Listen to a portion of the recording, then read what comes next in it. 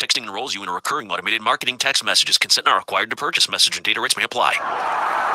The team's looking good this season. I think so. Man, I miss playing football. Being young with unlimited energy to burn. Ever since I turned 40, I just can't find that fire I used to have. Think it could be lower testosterone? What do you mean? All guys lose their edge when they turn 40. The body has less testosterone. That's why I take Nugenix Total T. I've heard about Nugenix. That really works? Since I started taking Nugenix, I'm lifting like when we played for Coach Carter. I feel more energized at work. It's even spiced up things between me and the missus. Are they still giving out complimentary bottles for people to try? Yep, send a text. It's that easy. Text FORCE to 42424 right now for your complimentary bottle of Nugenix Total T. It's the #1 selling testosterone boosting brand at GNC and Walmart. Do it now and they'll also send you a bottle of Nugenix Thermo X, their newest, most powerful fat burner ever, absolutely free. Text FORCE to 42424. That's FORCE to 42424. These statements have not been evaluated by the FDA. This product is not intended to diagnose, treat, cure, or prevent any disease. This is Paul Feinbaum.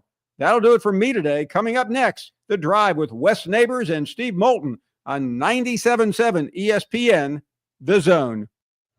We aren't a winning school. We are a championship school, and we make legends.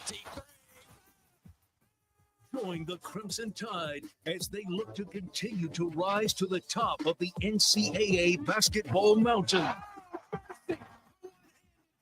Every game, all season, right here on your home for Alabama basketball, the Crimson Tide Sports Network from Learfield. Hey there, Bob Baumhower again. Baumhower's Victory Grille is extremely proud to have recently received numerous awards, including being voted best wings in the state of Alabama. Other awards received include Best All-Around Restaurant, Best American Restaurant, #1 Sports Bar, Best Chef, Best Wings, and Best Dining Experience. Thank you for 43 legendary years, and we look forward to providing you an award-winning dining experience at every visit. Baumhower's Victory Grille. Legendary fun, legendary food. Mark and Henry McDaniel, attorneys at law, are proud alumni of Madison Academy, and Madison Academy is proud of them. They have served our community through their practice, through volunteerism and service on national, state, and local boards. They explain the complexity of critical court rulings on local media. Their successful practice has been built on integrity. Both are veterans of MA Athletics and proud sponsors of Mustang football. McDaniel and McDaniel, attorneys at law. No representation is made that the quality of the legal services to be performed is greater than the quality of legal services performed by the lawyer. Specializing in simple and affordable rentals, McCurry Van and Car Rental can make sure you have just the right vehicle for your next family vacation, weekend getaway, or if you just need transportation while your vehicle is being repaired. McCurry carries Ford Transit vans and Mercedes Sprinter vans, trucks and work vans, and more. And they offer discounted rental rates for long-term rentals. Now with 4 locations: Athens, Muscle Shoals, Coleman, and Huntsville. Log on McCurryRentals.com to make your reservation now. That's McCurryRentals.com. Have you ever turned your back on God?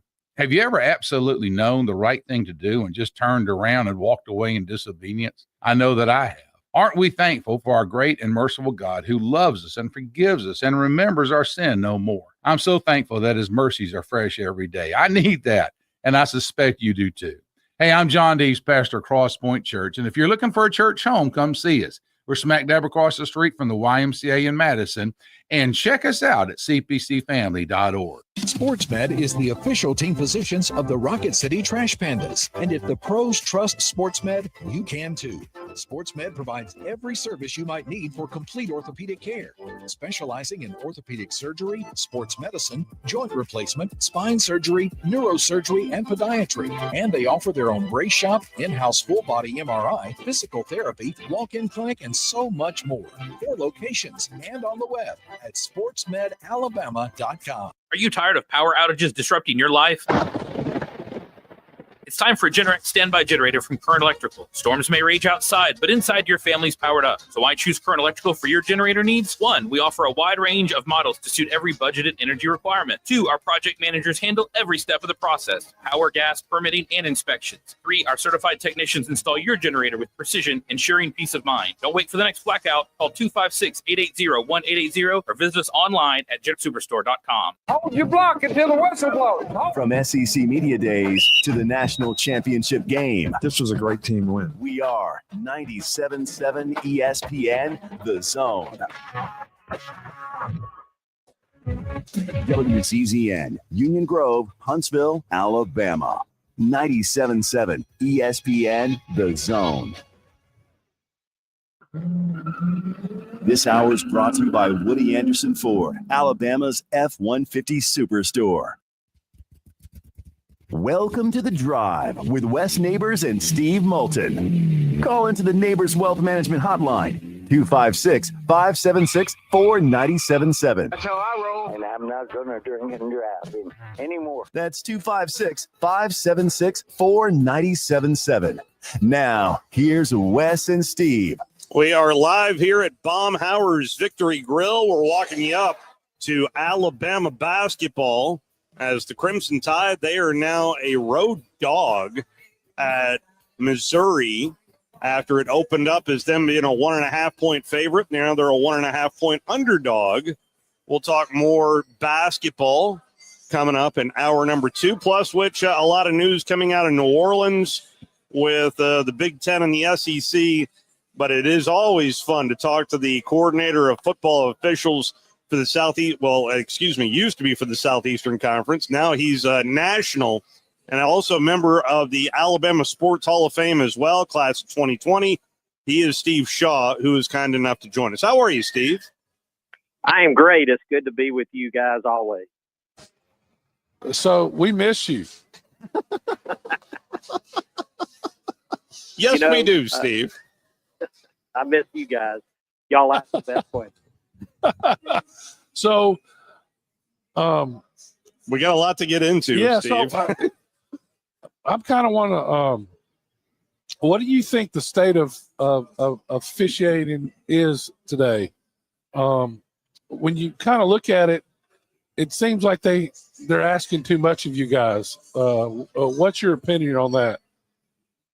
Well, everything is amplified that we have now, whether it's through social media or, just, through text, whatever.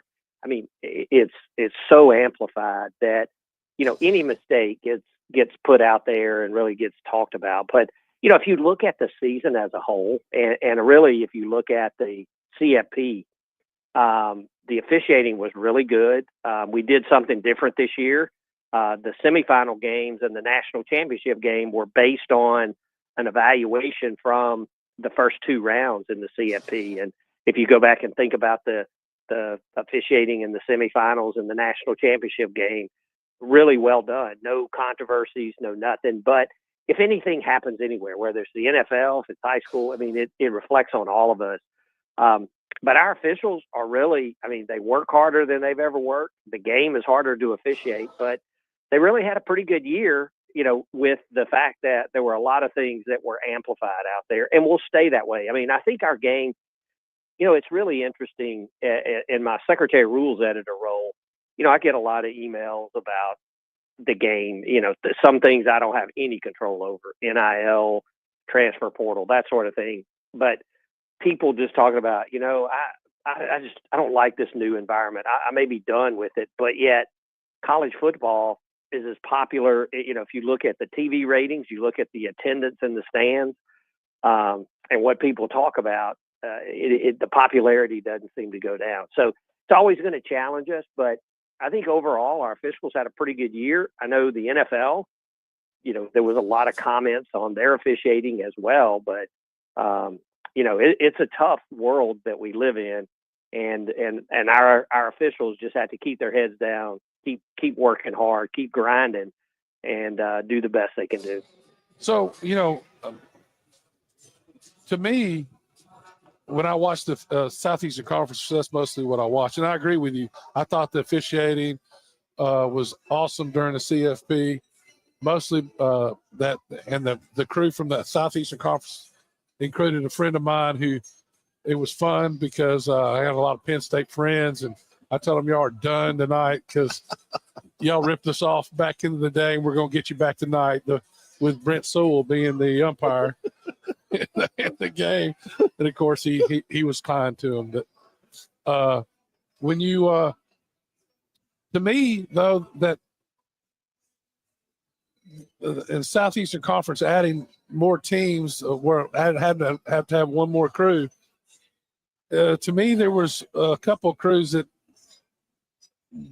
that repeat offenders. Yes, it seems like the same crews I have problems with. There's only one way to put it, Steve. I mean, I guess there's a top level degrade and a bottom level degrade.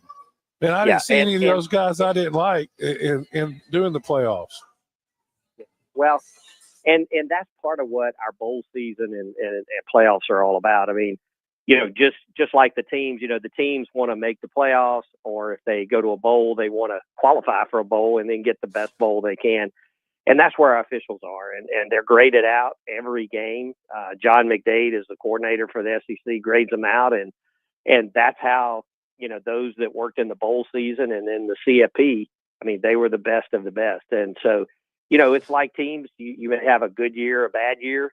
But I think overall it was good. And we're in a window right now where, the other thing I would tell you is there's no off season like there used to be. I mean, it used to be we would pack it up, when the national championship game was over, maybe have a meeting or two and then the rules committee. But I mean, it's been heads down. I mean, the national championship game was much later than normal. We have a meeting with all our coordinators at the end of January in Dallas.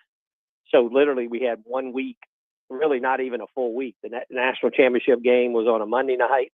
And then the following Monday, we were all actually had to go in Sunday night. So less than a week. And we were already kind of debriefing the season, planning for 2025. So, and we've got rules committee, people say, well, I guess right now you're in your downtime. Well, not at all. We have rules committee meeting that starts up next week. So we're heads down for 2025. So there's really no break right now. So is that all the officials? Well, all the coordinators were in. Okay. So SEC coordinator, the Big Ten coordinator, all the coordinators. Well, and our goal was to debrief the season. What did we do well? What do we need to improve on? And really begin looking at, what about rule changes, what's coming from each conference as proposals, and really start to talk about that as a group. And, one of the things that we're trying to do is nationally be on the same page. And we've actually started that for 2025, really working to ensure that what's targeting in the SEC is targeting in the Big Ten, and across the board, we handle substitutions the same way. So it's such a national game now. We have to do that. And that's what we're working, that's what we'll be working on in the off season right up until we get to spring ball. Are there any proposals to the targeting penalty? I don't have. My problem with the targeting penalty is in the box. I don't think there should be a targeting penalty, not unless the guy just totally ducks his head, totally, and you're trying to help him. But I mean, it's so hard inside the tackles that I don't. And also, I guess there was a block in the LSU game. Texas A&M, where they actually called targeting on the receiver hitting the defensive back right where the ball carrier was. Yeah. Well, and you could even go. You could even go into the Peach Bowl, whether or not that was targeting or not. It was not called targeting in the Arizona State Texas game. I'm sure you've been asked about that, Steve. Well, we have, and so and we've had this whole discussion about like basketball, flagrant 1, flagrant 2, and whatever. But I don't see us going down that path. Just because if you look at basketball, 95+% are the lighter version of the two. And as much as everybody doesn't like the targeting rule, it served us well. And in fact, I know everybody thinks so many targeting fouls, but we were at a new low this year, 0.14 targeting fouls enforced per game. And so, the player behavior is getting better. But you mentioned that play, and we had some. So if you remember back in 2019, we made a change in targeting and said that, on marginal plays, we didn't want to disqualify a player. And so what we said is in replay, no longer can you have stands. You have to actually confirm all elements of targeting or overturn. And so there was no stands because we didn't want a player to have stands and get disqualified. So, fast forward to where we are now and take that play that you mentioned. A lot of your listeners will remember that play. It was a big, high hit, hard hit. The receiver was injured. The question, there was no question the receiver was defenseless, no question forcible contact to the head or neck area. The question was there an indicator of targeting? And the standard we've given replay is you've got 100% go and know that there is an indicator or you overturn it. Well, they overturned that. And so there was no targeting, no penalty at all. So one of the discussion points, and this will be something we talk about, is if all elements of targeting are present, but there's one element that can't be 100% confirmed, then a 15-yard penalty still be enforced, but the player not be disqualified. So we wouldn't change the targeting rule. If it was targeting under 2024 rules, it would be targeting under 25. If it wasn't targeting, if it was overturned, it would be that. But it would be those plays like you saw in that Peach Bowl where, boy, it's a high hit, and they wound up getting no penalty at all. You know, should we consider not disqualifying a player if there's an element that you can't 100% confirm, but if all the elements are there, then a 15-yard penalty and not disqualify the player. So we've had a lot of conversation with coaches. That's not a final view, but that'll be a discussion point in our rules committee to see. But, and I'll leave you with this because I know everybody, you know, sometimes seems to hate targeting, but the targeting penalty and the disqualification is really saving our game, and it's changing the player behavior. And I go back, we may have talked about this. There was a great Pac-12 when there was a Pac-12, and they're coming back, but they did a 3-year study on targeting plays. And what they found in that study, they looked at every targeting call, that if there was a targeting call, the chances of a concussion on that play were 37.5 times, not percentage higher, 37.5 times more likely to have a concussion on a play where there was a targeting call. Furthermore, if there was a targeting call that got confirmed by replay, it was a 49 times more likely to have a concussion on that play.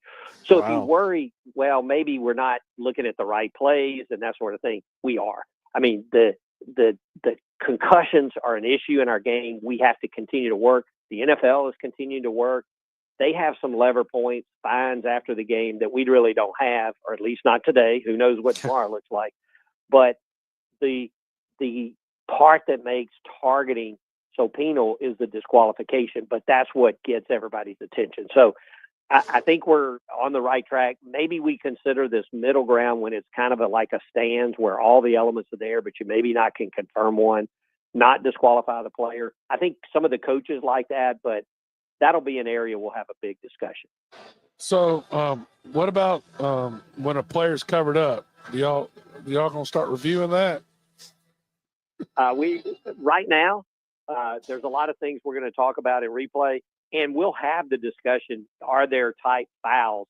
You know, right now we have a number of fouls. Targeting is one of them. You know, blocking on an onside kick. 12 on the field. So there are some fouls that replay by rule can come in and put on. But right now, a receiver that's covered up is not one of those.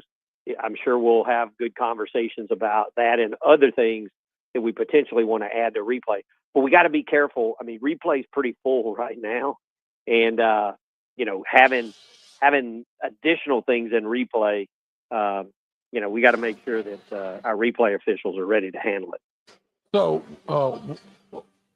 when you look at that call in the Oklahoma game, the Oklahoma-Alabama game, illegal man downfield is what he's referencing. Yeah. That was a touchdown pass. Yeah, so shouldn't that, and when it's a touchdown, that's a pretty significant play. Yes. Yeah, there's no question it is. But there's a lot of things that, so do you want every formation for the game to be reviewable? Well, to answer that question, though, Steve, I'll say that to that question, that review today, would you not say is just greater than it's ever been? And the fact that if getting it right is the goal, and the fact that replay is getting better, why not use it? Yeah, and that's the balance that replay initially replay was put in to correct obvious errors with indisputable video evidence, and we've left obvious a long time ago. But our video is so much better.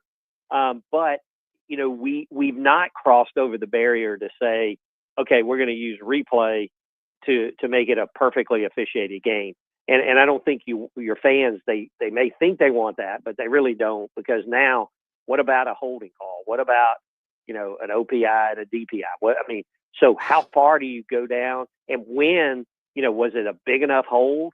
Was it a big enough play? How do you define what those plays are? So we want to be we definitely want to use replay to help, but it's really not designed to make it a perfectly officiated game. We still have to work the game. So that's the balance. We how many reviews do we want per game, and how much more do we want replay impeding on the game? That's the balance. And so, but all of those things, the CFL experimented with letting coaches challenge anything they want, once. And I know XFL, or whatever it's called now, UFL, has tinkered around with that. But it hasn't really gone mainstream yet. We're using replay. Replay is helping us more than ever. It's just how far do we want to go? So what was that guy looking at to make that call, though? That's a simple call, isn't it? Well, illegal man downfield. Yeah. What if you go back and look at the play, and so I won't dissect it much more. I think the SEC commented on it, and but we look for that. Yeah, I never saw any comments, Steve, on that. Maybe they didn't. I thought they did, but the thing I remember on the play, and I'd have to go back and look at it, is the tight end on that play was covered up. Okay, he didn't go downfield, but maybe that's where the error came from that perspective. But you think of and you always hope as an official that the one call you make in a touchdown play or in a game changing play, but you got to make your call. And so whether it's correct or incorrect, we want to work hard to get them correct. But we never said we're going to have perfection, and it's very disappointing to us as officials, when we have an error at all, but especially if it's an error on a play that has impact on the game. And we keep learning from those type things and try to get better and work to get better. Well, and that's the goal. And trust me, I hear what you're saying, because especially these video reviews in college basketball, they're getting better in college basketball. And I know you're not over basketball, this is football, but at least it's something to look at with all these reviews late in a game in college basketball. So, I understand where you're coming from, but in another regard, replay to me is so much better than it was even 5 years ago. That's why I think it's worth the discussion of having, because of these tools that we have in front of us right now, Steve. Yeah, I agree with you. And that'll be, targeting will be a big topic. Instant replay will be a big topic. And then, and I know y'all seen all the stuff in the press on feigning injuries. That'll be another area that, I got an idea on that. But okay, give them your idea. Hear it. All right, so I think when these guys go down for safety reasons, there you go, safety reasons. For safety reasons, they ought to at least stay out 5 minutes. It ought to be like a penalty box. Their name and number should go up on the board, and they can't come in for 5 minutes of the game time. Right? Well, and that's a great thought. The AFCA, the American Football Coaches Association, they put together a proposal, not really time-based, but like sitting out a possession series. So I think you're onto something there that, if we were inventing the game new today, today, if you're injured, you have to sit out one play. And then if medical approves you can go back in the game. If we were inventing the game today, especially with everything around player health and safety, I'm not sure we would say one play and then you can go back in. Let's take some time. If if a trainer has to come out and assist a player, let's let them sit on the bench. Let's take them in the tent. Let's take a minute, even if it's just a cramp. And I've talked to a lot of trainers. I mean, sometimes a guy comes out, legitimate cramp. They try to throw a little Gatorade in them or Powerade or whatever the brand is, and then get them back out there. But a lot of trainers say once you get to a point, you need to take time and get hydrated, and whether that's IV or just through sports drinks or water or whatever. But so there is an advantage, and honestly, if your grandson is playing in a game and gets injured, I don't think you're going to be that upset if they take their time and look him over, make sure that let's observe him for a few minutes and make sure before we put him back in, even if we think right out of the gate he's fine. So yeah, I mean, but it's so bad now, and everybody talks about safety. Why not do it where they have to sit out, and a lot of that'll end. Yeah. Some of it is because of what the sport's played now too. I won't say that, because in the past you could limp off and you had time for the next guy to get on. Yeah, that's not the case anymore. Not in the case anymore. They're all lined up, ready to go, and you're going to end up with 12 men on the field. So some of it is legit, where they're limping off, and the coaches are going to get out because they're not going to have time to replace. They don't have a time to get them out if the other team isn't substituting. Yeah, there's no question about that the tempo offense has created this feigning injury kind of deal. But it's a bad look for our game, and we've got to find a way to get it out. I mean, that's our goal. The penalty box, I'll support it. I'm all in. I'm interested in something, and I don't want to keep bringing this up. But let's say that you made a bad call in a game, and it was a touchdown. What kind of review and does a guy get a demerit, or what? How does that work? Yeah, so we like to call them an incorrect call, if you have an incorrect call, that certainly filters into your grading for that game. And like we talked about, so, and people may not know this, but every official is graded every play in every game. Just like, Wes, when you were the center, you got graded every play. It wasn't just you made a good block, you got a plus. I mean, you got graded every play. No, you can. Hoss Johnson blocked this guy so good, but he made the tackle 40 yards downfield. Coach Porter gave Hoss a double minus on it. I'll never get it.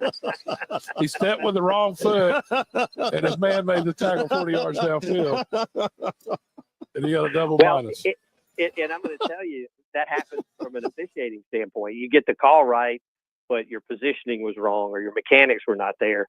You can get dinged, for an incorrect mechanic. But every play is graded, and that goes into your overall evaluation.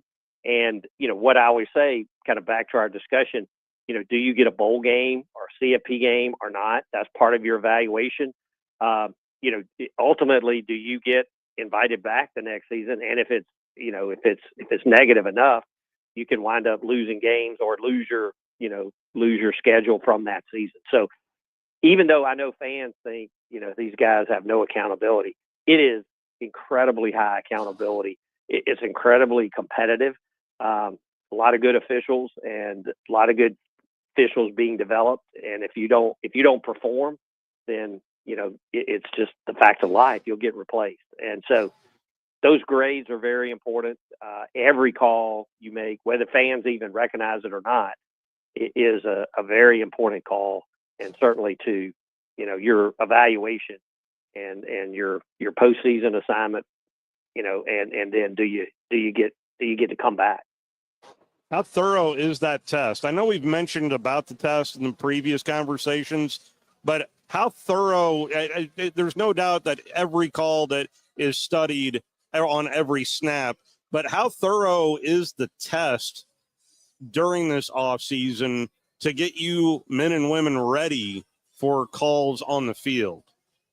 Well, that's a great point, because we do give the officials, now it's a shorter break, with the extended season, but we'll we'll go through the rules committee. We'll get all the new rules out there. Then they'll begin working spring practice, taking, note of the new rules. But then spring's over and we start up in May. And this is nationally, and each conference supplements this, but nationally, beginning the first week in May, we alternate. We have a quiz and then a training video that starts in May. So not many of your fans, well, your fans are always thinking football, but in May, we're alternating a quiz, a training video, and that works all the way right up to season. There is a window around the 4th of July where they take a national test, 100-question test. It's a difficult test, and they have to make 85 to be eligible for postseason. There's some other requirements. Gambling has become such an issue.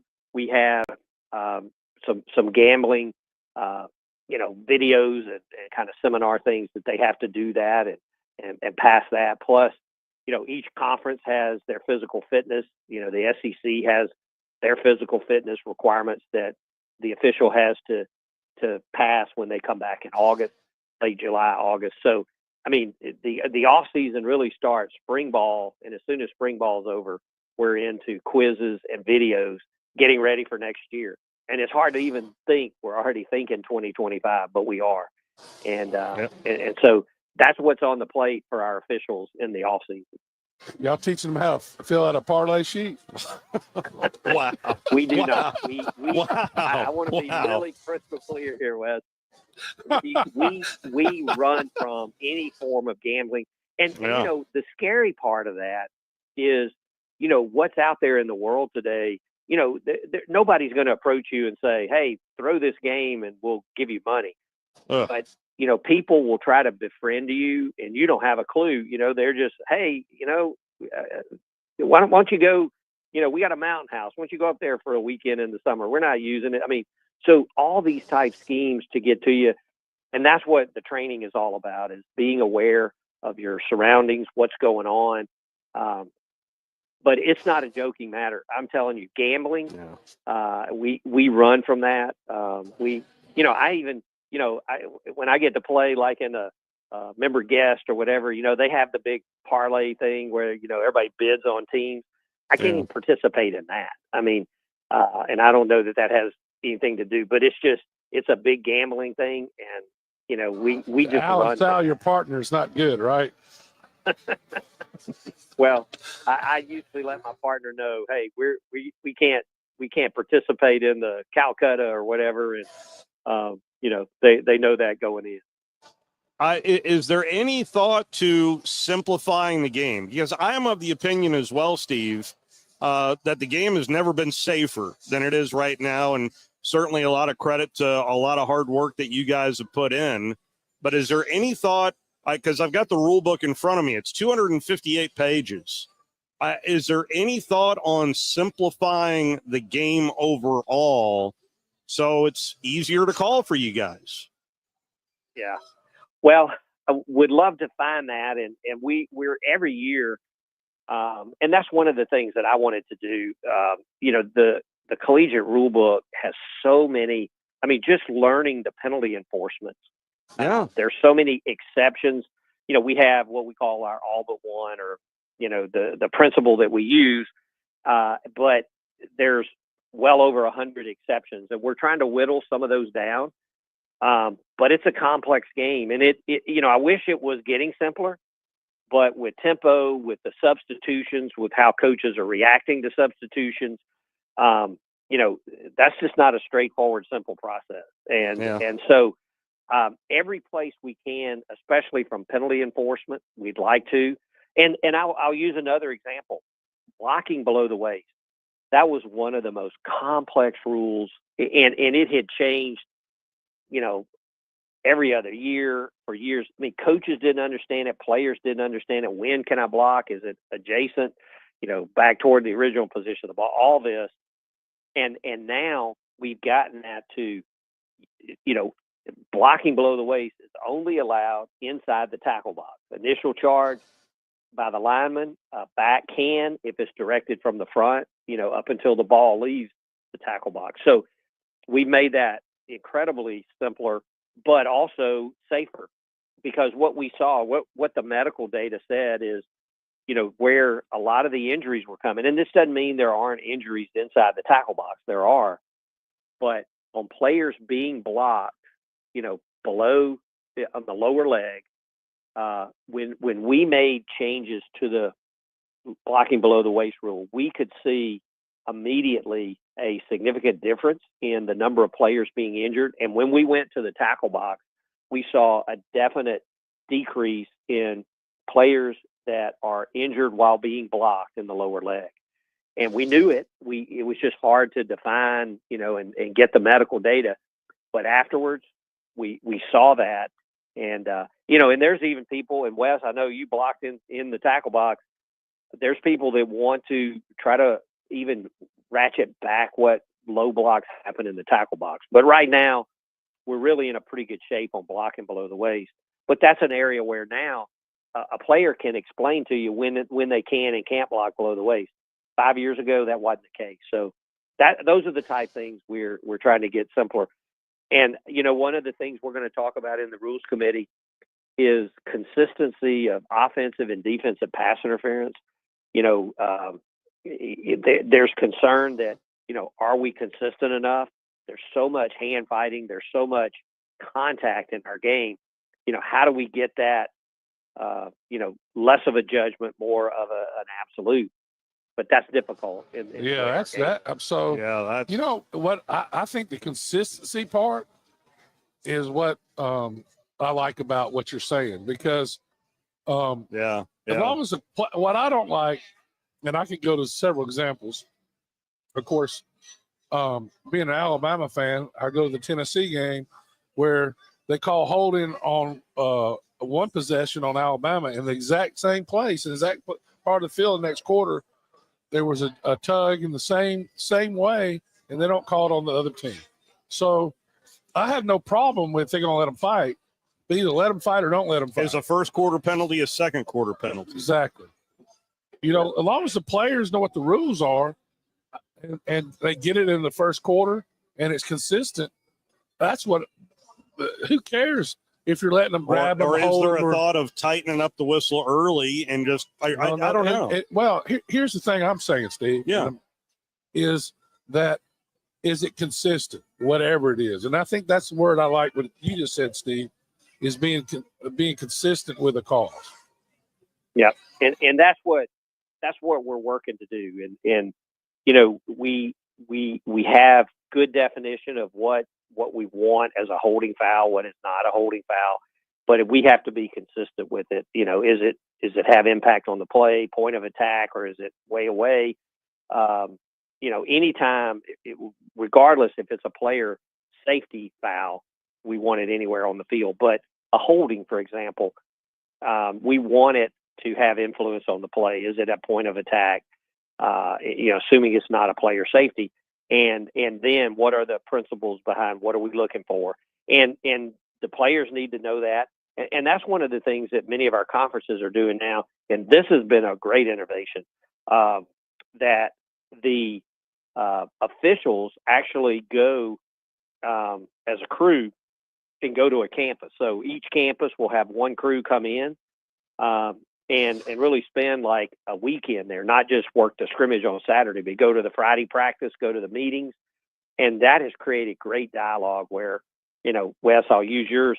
You get in the offensive line meeting and talk about, hey, well, what are you looking for holding? And then conversely, what are you teaching? Help me understand, the techniques you're teaching. So we have a better understanding of what they're trying to do. They have a better understanding of what we're looking for a foul. And those sessions, and we've had those for about the last 5 years. They've been really good. I mean, really good. We get great feedback. And there's a nice outcome of it too, is, you build a little rapport, with the coaching staff, and not just the head coach, but all the coaches. And so it's really been helpful. And so those are the type things that we want to do. So when he's yelling at you on the sideline, he knows your name now. That's exactly right. He can get you by first name. Yeah. So, Steve, although, you sometimes watch those guys over there, because we give them a crew card before.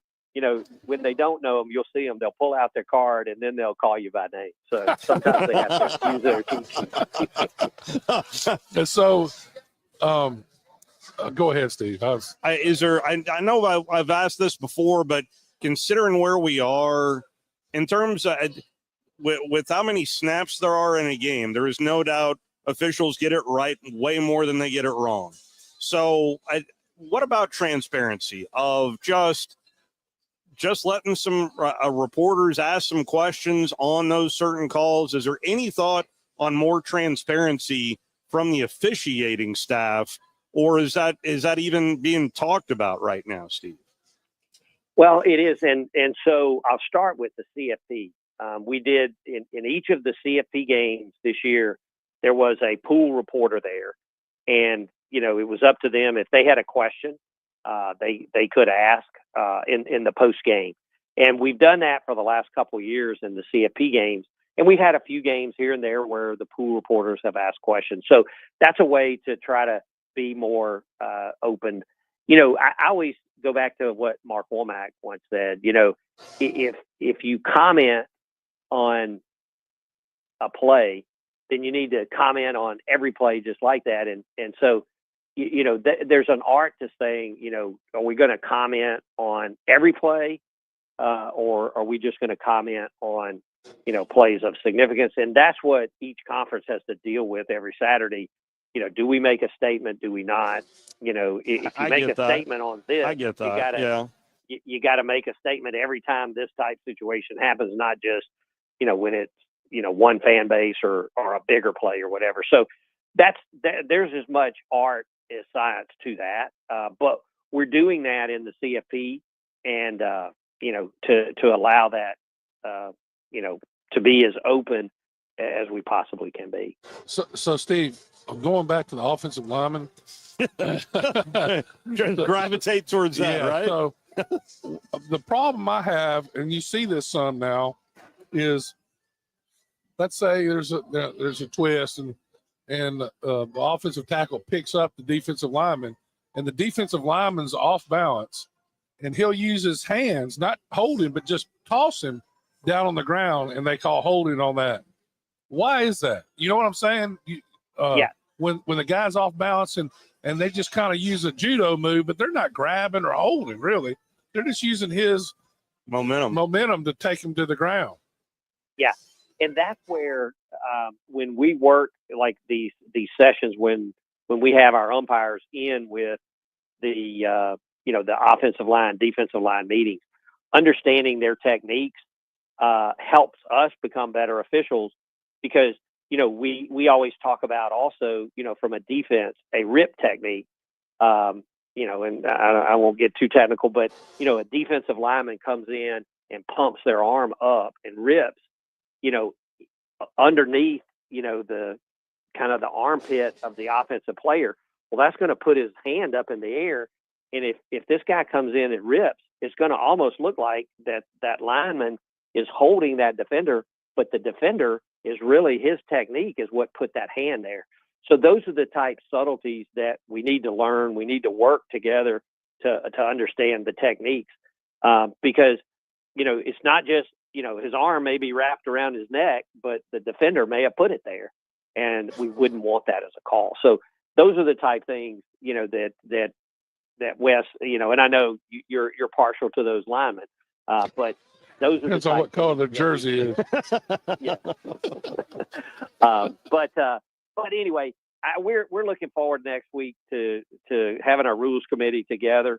We'll have on Friday. We'll have whatever, at least initially, what was approved out of that. So keep an eye out for that, and that'll really, for me, that kicks off 2025. Well, let me tell you, we really appreciate what you guys do. Oh, absolutely. I mean, because most of the calls you get right, and we don't call you about those. So, but I really do believe that on big plays, like the one in the Alabama-Oklahoma game, where it was an obvious touchdown, the guy just missed a call, that should be reviewed. You could review that really easy at the SEC conference office. And I get what you're saying, but that's a game-changing play and a huge play that made a huge difference in that game. Not that the Alabama did anything to deserve to win the game, but that's, to me, that's easily reviewed. Easily correctable. Yeah, especially on fourth down. Well, Wes, I'll make sure that your sentiments are conveyed to the rules committee. You tell them. And we'll get them. I'll tell them. That in the penalty box. If you want, the penalty box with maybe Neighbors Wealth Management sponsorship. That sounds like a deal there. Everything goes back to getting a logo on it, right? Well, you can get a logo on that now. And when are y'all meeting next week? So we actually will. The meeting starts on Tuesday in Indianapolis. We do some preliminary work with the NFL. They'll be up there for their combine. They'll have their competition committee, and we actually meet with them. Talk about what we're looking at. They talk about what they're looking at, and so it'll really be all week. And hopefully by Friday we've got final decisions on what we put out there. And then that's not final, though. We have a playing rules oversight panel that will approve, or not, but mostly they do, but we'll evaluate that. But I know that there'll be some media coverage on that Friday to kind of talk about what changes, if any, will be for the 2025 season. Do you know how many points are on that agenda right now, Steve? I do. We have 20 points on it, but we won't make 20 changes in the game. A lot of them are discussion, really looking at, how the state of the game is, where we need to go long term. There's some short term things like we talked about, targeting, replay, feigning injuries, but in long term, how are we handling substitutions? What does the game look like? What is the pace? What are the number of plays? So there'll be some time spent on, just the overall game itself. Well, as much as changing that this game has had off the field over the last handful of years, we all love college football. Bottom line, we all love college football, and that's why we really appreciate the time that you invest in this, because this is an evolving game, as we well know, Steve. So we can't thank you enough for the time, and always appreciate you, sir. Yeah, I do too. Thank you. And thank y'all for what you do for college football. We appreciate it. Likewise, Steve. Thank you. Appreciate you. Appreciate it. Have a good night. I'll try not to pester you too terribly much here over the next handful of months. Good. Kind of good. Thank you, Steve. I appreciate it. Steve Shaw, National Coordinator of Officiating there for college football. You have more questions or fewer? No, I wish that, again, they're getting more right than they're getting wrong. And, and it's just one crew I have a problem with in the Southeastern Conference. Yeah, so I'm not going to. We weren't naming names. I wasn't beating them up. I mean, because the guy, first of all, he's a good guy. He does an awesome job. And without him, who knows where it would be. And I did like Steve that whole. Shaw has done a lot for college football. I did like that comment on uniformity, because there was. It looked like maybe a foul in the SEC wasn't necessarily a foul in the ACC or the Big Ten, or it just some more uniformity. I really liked hearing that. Well, the ACC, there's 7 targeting calls against Lafayette, and they still won the game against Wake Forest. We are obviously way late for our first break, but when you get Steve Shaw on, you utilize it as much as you can. So let's go ahead and fire off our first break. We'll be right back with a very short second segment here, live from Baumhower. You're listening to The Drive with Wes Neighbors and Steve Moulton on 97.7 ESPN The Zone. Tom Luganville here for my friends at Woody Anderson Ford. Bobby White and his team take great pride in their service department, and you can see it the moment you walk into those beautiful new service lanes. And just like a championship team, they all work together to make sure your experience is second to none, whether you drive a Ford or not. Also, check out the gold certified pre-owned inventory at Woody Anderson Ford for great deals every day. Stop by and see them at Jordan and Sparkman or at Woody Anderson of Madison on Hughes Road, or visit WoodyAndersonFord.com.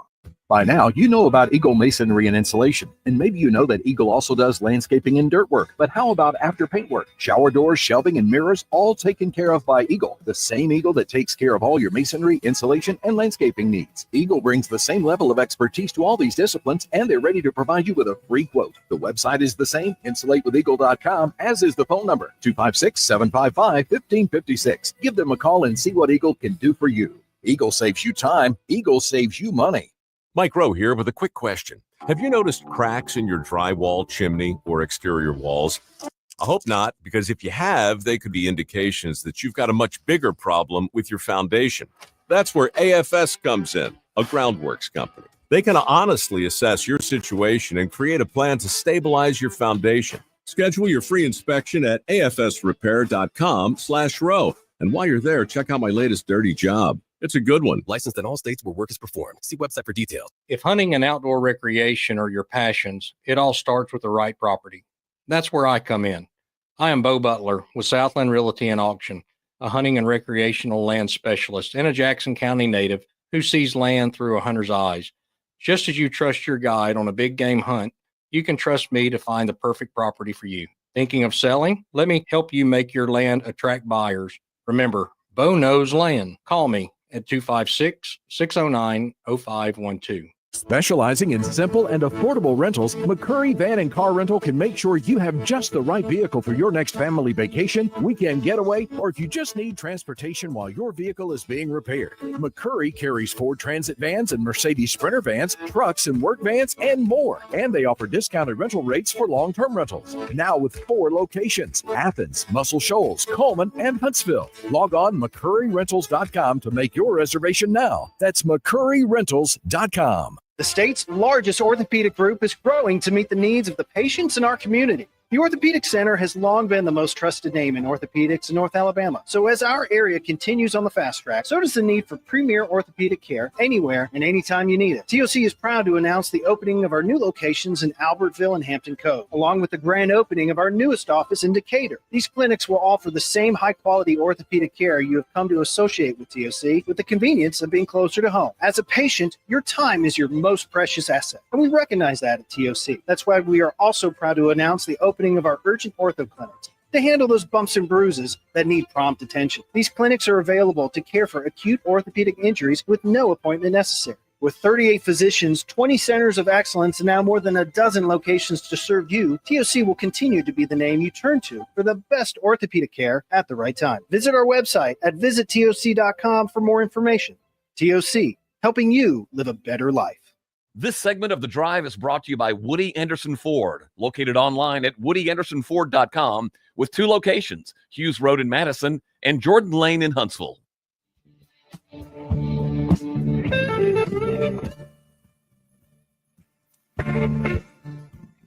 The story of the day obviously features around the Big Ten and the SEC. Meeting down in New Orleans. We'll spend a little time on that, as well as certainly your phone calls. The head fry cook himself, Bob Baumhower, is going to join us in 12 minutes' time, but let's go ahead and fire off our next break. You'll hear from the SEC commissioner on the other side as he spoke with the Paul Feinbaum Show with the host, the Paul Feinbaum. You'll hear that on the other side. You're listening to The Drive with Wes Neighbors and Steve Moulton on 97.7 ESPN The Zone. Been thinking about what kind of truck you need to pull that big boat or shiny Airstream Classic? I'd like to invite you to feel the torque of an F-150 Power Boost Hybrid. It combines the forces of gas and electric power for over 11,000 pounds of towing muscle. Hey folks, Bobby White back again for Woody Anderson Ford, where you can test drive over 200 new F-150s. And you can save up to $13,500 off MSRP on a 24 XLT 4x4 with the Power Boost engine. Save over $13,000 on F-150 today. On your way to a growing family or already have one? Then a Woody Anderson Ford Expedition is your ticket to ride. Save up to $12,000 off MSRP on a 24 Expedition at Woody Anderson Ford. $12,000 off Expedition. And there's more too. Get up to $8,000 off MSRP on the Agile and Sporty Escape ST line. And with a versatile 2024 Edge, you're looking at up to $10,000 off MSRP only at Woody Anderson Ford. Bring on the savings. I'm Bobby White, and I hope to see you soon. SportsMed is the official team physicians of the Rocket City Trash Pandas. And if the pros trust SportsMed, you can too. SportsMed provides every service you might need for complete orthopedic care, specializing in orthopedic surgery, sports medicine, joint replacement, spine surgery, neurosurgery, and podiatry. And they offer their own brace shop, in-house full-body MRI, physical therapy, walk-in clinic, and so much more. Their locations and on the web at sportsmedalabama.com. Conference USA is bringing its premier basketball event back to the Rocket City. Don't miss the 2025 Conference USA Basketball Championships March 11th through the 15th at the VBC Probst Arena, featuring 20 men's and women's basketball teams playing 18 games with CUSA titles and NCAA automatic bids on the line. Find out who's going to be putting on their dancing shoes. Tickets as low as $40. Visit Ticketmaster.com today to experience Conference USA hoops in the Rocket City, March 11th through 15th. No representation is made that the quality of legal services to be performed is greater than the quality of legal services performed by other lawyers. A wise man once said, if you take care of old folks and children, everything in the middle will take care of itself. Hi, I'm Danny Aldridge, lawyer in Alabama and Tennessee. In the next 20 years, the number of those folks over 65 years of age will more than double. In our golden years, the most important goal is to be treated with dignity and have control over doing what makes you grateful with those you love. At the Aldridge Law Firm and the Legal Town Center, we're dedicated to help you with these goals, and we'll be there when life throws you those inevitable curveballs. Let us assist you with your legal needs, whatever they may be or become. You may reach us by phone at 256-534-3188 or online with Dan at danaldridgelaw.com. Just remember, we're here to help. Whether it's personal injury, wrongful death, fraud and cheat, or estate planning made complete, we're here to help. Mike Rowe here with a quick question. Have you noticed a musty smell in your home? I hope not, because damp smells mean that you could have a crawl space problem. That's where AFS comes in, a groundworks company. They can honestly assess your situation and create a plan to waterproof your crawl space and get to the root cause of the problem. Schedule your free inspection at afsrepair.com/row. And while you're there, check out my latest dirty job. It's a good one. Licensed in all states where work is performed. See website for details. From the Fox 54 Weather Center, I'm meteorologist Emily Owen. Low temperatures are expected to fall into the mid and upper teens for this Wednesday night. Expect to sit under a mostly cloudy sky. Heading into our Thursday, mostly cloudy start, gradually becoming mostly sunny by the afternoon. High temperatures warming into the mid and upper 20s for the afternoon. We'll keep wind gusts as high as 25 miles per hour, a possibility throughout the day as well. I'm Fox 54 meteorologist Emily Owen on your home for ESPN Radio 97.7 ESPN, The Zone. Attention, may I have the camp's attention? Your home of the college football playoffs. Playoffs? Is 97.7 ESPN, The Zone. Playoffs?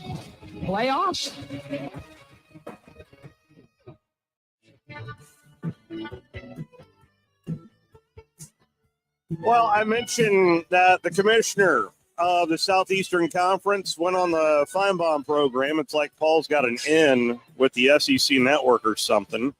Of course, you hear Paul every afternoon right here on 97.7 ESPN The Zone. Here is the commissioner. I think there's a lot of weight that comes with that. I told our presidents on a video conference in mid-September the issues we're dealing with. I feel that weight. This is a really special 90-plus year organization. I watch and I listen and I read all those who want to simply fire barbs at maybe the overall enterprise, or they have these new ideas that really aren't subject to scrutiny.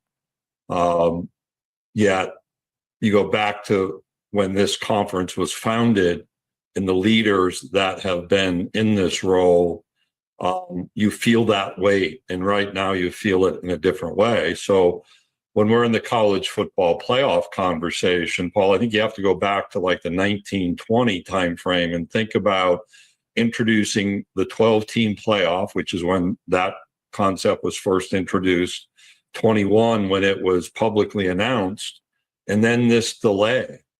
I think really unnecessary. It limited some of our decision-making options, and then it accelerated decisions. So we now have a real-time understanding of what a 12-team playoff looks like and a reorganized set of conferences. It is not the same reality that existed when the 12-team model was developed. And I've opined of what I believe is the need to adjust.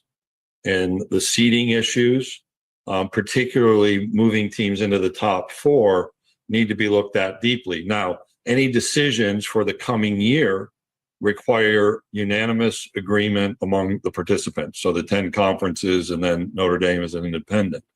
That's really tough to achieve. We saw that in just trying to expand. We need to have those conversations. I think we need to look at what happened round to round, how we make some of the experiences consistent as you move from round to round. I do think it was the most well-officiated national championship game in 20 years since it was our guys doing great work. So there'll be another Twitter moment for us today. So basically what the commissioner is saying, any changes in terms of seeding ain't happening this year. Just not happening. Well, but this idea that, one, we're going to get expansion, that's not, and two, that we're going to get 4 guaranteed spots out of the Big Ten and 4 guaranteed spots out of the SEC is ridiculous to me. Yeah, nobody's going to agree with that. Who would? No, who would? No, but after this next year, all you need is majority in terms of voting. So it does not have to be unanimous after this upcoming college football season. Well, what he said in the beginning is they decided too quickly on this, and that's why there's so many errors. In other words, he's saying, I'm sorry that it worked out this way. This is what we I wonder envisioned. if they're shooting for 4 to get 2 guaranteed. Something along those lines. Of, hey, if we get 4, it'd be great. No, I don't think so. I think they want 4 because they feel that they've got the gold, so they get to make the rule. Well, no, I think they feel like they got screwed last year, Steve. The SEC feels like you had 4 Big Ten teams, 2 of them didn't play anybody. Their records were 70. There were 2 or 3 schools strength of schedule. 3 of the 12 teams got in. Their strength of schedule was in the 70s. That's not supposed to happen. I'm sorry, it's not. You're supposed to play. But is this a way to guarantee that fix? I mean, I don't think so. Well, I don't think guaranteeing 4. Yeah, I think they'd have to go deeper in the weeds. I think what they're doing is they're wanting a short-term fix for the guarantee of 4. And I think what they're going to do is say, hey, this year is this, but if you don't do this year, the next year, this is what's going to happen. You have to have leverage in all these. I'm not sure. I didn't know they had to have unanimous. I don't think there'll be any changes. That's for this year. Right, I get it. But you leverage what you could do next year with this year. So how big of a sandbox do you really want to play in smaller conferences? Because the Big Ten and the SEC do hold a lot of keys to open up a lot of financial doors. They could kick them all out if they really wanted to. That's what a lot of people want. It's not what I want. I don't want that either. Yeah. I want to talk to the head fry cook next. That's what I want. Been thinking about what kind of truck you need to pull that big boat or shiny Airstream Classic? I'd like to invite you to feel the torque of an F-150 Power Boost Hybrid. It combines the forces of gas and electric power for over 11,000 pounds of towing muscle. Hey folks, Bobby White back again for Woody Anderson Ford, where you can test drive over 200 new F-150s. And you can save up to $13,500 off MSRP on a 24 XLT 4x4 with the Power Boost engine. Save over $13,000 on F-150 today. On your way to a growing family or already have one? Then a Woody Anderson Ford Expedition is your ticket to ride. Save up to $12,000 off MSRP on a 24 Expedition at Woody Anderson Ford. $12,000 off Expedition. And there's more too. Get up to $8,000 off MSRP on the agile and sporty Escape ST line. And with a versatile 2024 Edge, you're looking at up to $10,000 off MSRP only at Woody Anderson Ford. Bring on the savings. I'm Bobby White, and I hope to see you soon. WCZN, Union Grove, Huntsville, Alabama. 97.7 ESPN, The Zone. Sports Center. I think to look at good night of hoops coming up, including the NBA's return from the All-Star break. Lakers and Hornets in a rescheduled game from early January. LA and new addition Luka Doncic won 8 of their last 10 before the break. But how serious a contender are they? ESPN Stephen A. Smith weighing in. Keep in mind that the Lakers are I think they're tied with the San Antonio Spurs, or they're second to the San Antonio Spurs. They got 8 back-to-backs in the last 27 games or so of this season. So we got to wonder what kind of effect that's going to have on them. We got to look at their thin front line, wonder what kind of effect that's going to have on them. Stephen A. on First Take. Lakers favored by 12.5 on ESPN Bet tonight. In college football, SEC Commissioner Greg Sankey and Big Ten Commissioner Tony Petitti agreeing in a conference that seeding for the 12-team college football playoff should change for the fall. Any change to the format has to be unanimously approved by all 10 FBS commissioners. The 4 highest-ranked conference champions earn the top 4 seeds in a first-round bye in the current format. In hockey, 4 Nations face-off final coming tomorrow night. Defenseman Quinn Hughes won't travel to Boston to join Team USA against Canada. Was expected to fill in for Charlie McAvoy after he suffered a significant AC joint injury. Hughes has been dealing with an oblique injury that hasn't allowed him to play in nearly 3 weeks. Americans will add Sabres center Tage Thompson and Devils defenseman Brett Pesce for injury insurance. What's up, kiddos? Clinton Yates here. And coming up on Thursday, one of the biggest hockey events in recent memory will be played, and we'll get you set for all of it.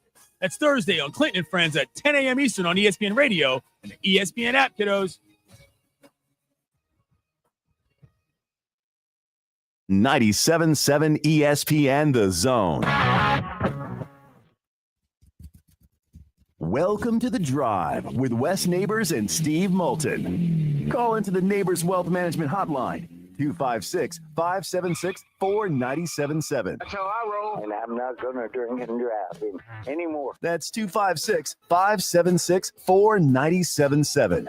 Now, here's Wes and Steve. Back here at Baumhower's Victory Grill. Certainly a chilly evening here in North Alabama.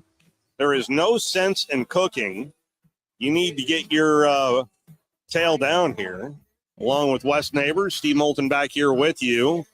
It's always fun to dive in with the head fry cook himself, as Bob Baumhower is kind enough to join us. How are you, sir? Oh, I'm great. I'm great. And I'm actually sitting here with Wes's namesake. Chicken Man. Well, and he had the 78-inch vertical leap. You remember in college, he was the frog. Wes, hey, when you get older, those things get better, Oh, there's no question. There's no question. I ran a 1440. Nice. And, nice. You ran what? With or without the leisure suit on, Bob? Yeah, he was faster in that white suit. Hey, Wes, did you say hey to Wes? Wes, what you doing, my friend? Hold on. Wes. What are you doing, man? Where you been? You're live on the air right now. Just to give you a fair warning, I just wanted to give you a heads up there, Wes. Yes, sir. I hear you. Last time I talked to you, you were getting 160,000 chickens. That's right. That's right. They're all tucked in and cozy now. I put them in the bed, rub their bellies, and put them to sleep. You need your boy Jackson down there helping you. That's right. Need to put him to work. Yeah, I bet he tries to eat them when you're not looking. I'm saying you gotta watch him now. He'll try. That's all he eats is chicken fingers anyway. Yeah, chicken fingers. When he was my roommate in college, I used to have to hide all my snacks in my closet. They weren't safe. They weren't safe in the community pantry. The community pantry. So how quickly did it take you to learn that fact? About a week, probably. Yeah, it was pretty quick. So who all Wes? Who all is it? Jackson and Bart? Yeah, young Barker. Jay's son, Braxton, and he's still up there in Tuscaloosa. I'm pretty sure. Yeah, he was. You can see him on the sideline. He's the one that was trying to coach Milrow up, I believe. That's right. He was in. I'm pretty sure he was the GA for the quarterbacks room. But from what I hear, he's done a great job up there, and he loves that. He loves that being right there in the action. Well, I predict big things for him. I do. There's too. no doubt. He's a hard worker. He's a hard worker and very smart. Well, good lessons to learn about the community pantry more than anything. It sounds like it's still paying dividends there for you, That's Wesley. right. Yes, sir. Well, I'll give y'all back to the big man. It's good talking to you, Wes. All right, Wes. I'll see you soon. Hey, Steve. Yes, sir. Yes, sir. So Wes's name is Wesley James, right? Wesley James Baumhower. And Wes found out about that, and he called me and thanked me. He said, "Thank you so much for naming your son after me." And I've never argued. I've never changed, So I said it was my pleasure, Wes. My pleasure, buddy. So it was Jane Wesley Harden. So you named him really after a criminal. And I tell you, our boy sitting next to you was a hell of a football player. Wes, my son, was, he was first team 7A All-State and Alabama, and was the MVP, defensive MVP for what they call the coastal region down there, and where we live. He's a hell of a football player, but had a couple injuries, and maybe it's the West thing. He was a damn good football player, just like the big dog there. Not as good as his. I think he got more of your genes than mine. That's for sure. Yeah, I don't know about that. Anyway, that was fun. I thought you'd get a kick out of that one. Yeah, that was a lot of fun. Finding out about the community. The community pantry. That's right. The community canteen right there. Yeah, that was. If anything was in the pantry, it was Jackson's from the get-go. Never room with an offensive lineman. That's the number one. If you're going to keep food in the room. That's the truth. Yeah. Well, you'll be happy to know it's bustling pretty good up here in North Alabama, despite the cold temperatures, and it makes me think about chili. I mean, this is perfect chili weather right here. Yeah, well, we got it. We got it. That's a homemade recipe that goes back a long, long way, and it's just not ground. It's not just ground chuck. It's also beef tips, and there's a lot to that chili. It makes a great meal. So thanks for bringing that up. That has been a homemade recipe that's been a staple. And I don't know if it was this year. Yeah, it was this year. It was September, October. I started having people ask me, "Hey, when you rolling out the chili?" So when you got people doing that, you know that you're doing something right. So appreciate you bringing that up. Well, you're doing a lot right. So, Bob, what all goes in? I mean, how often do you review the recipes and make changes and bring stuff back? I know. Funny you bring that up, Wes. Spencer came up. We were at the office today, and we were having some fun doing some flavor. We do our ranch for homemade, and we started playing with some flavored ranch dressings today. And Spence came up with this. You need to ask him this wing recipe. He calls them Hollywood wings, and it's a honey garlic lemon pepper wing. It was really, really good. So we're always playing around, and and it's funny how things come up. Sometimes they come up from team members. Sometimes they come up from guests. Back in the day, I was always in the kitchen constantly playing around with different stuff. Hot lips and the gooey fries, all of that stuff came from just constantly trying different variations with, whether it's protein based or same thing with salads, all the above. So it's a constant. It's constant, and if it's not, you're going to get left behind because people's tastes change, trends change. I think you're going to see some changes with what's going on with RFK Jr. and which we're excited about because we do everything fresh. We don't do, our processed. We don't do anything processed like our chicken. We're buying fresh from the processor, and it's not processed in any way. We have to trim it and do all the above and prep back there. You know how we do things. Oh, there's no question. Everything's is awesome. It's fresh. There's always something going on, and it's amazing. Everybody's got a great idea for a new dish on the menu, and sometimes they're right. So it just we get input from all over the place, and then we're always working on things as well. Well, I got a to-go order for the Super Bowl. And I ordered 4 half-baked potatoes, which is an oldie but a goodie. Yeah. And you forget it's on the menu. Yeah. And I got it loaded. Yeah. And my wife and the friends that were there all had one, and they were blown away. They never had it. Yeah, well, let me tell you, that came from 1988. Leslie came up from South Florida with me to open our second store. We were developing the menu and doing some different things. And I asked her to come up with something different as a side. And she said, how about a grilled potato? And I said, what do you mean a grilled potato? She's a nutritionist, you know that. And she's the best cook in the company, really. And she says, yeah, we could bake it, cut it, and grill it on the grill, finish it off on the grill, and season it, da-da-da. It's been on the menu ever since, and I will tell you, it is an oldie but goodie. I actually ordered a burger the other day, and I got 2 half grilled potatoes with it. Funny you would bring that up. Funny you bring that up, but that's how things happen, and it's still on the menu. And that started in Northport, Alabama, our second store out of Tuscaloosa in the late 80s. Well, I know you two are football veterans, but I know Wes has talked a lot about his tie with the basketball program in his time down in Tuscaloosa. How much did you have involvement with the basketball team in your time in Tuscaloosa, Bob? Well, actually, when I was there, we practiced, our locker rooms were in the Coliseum.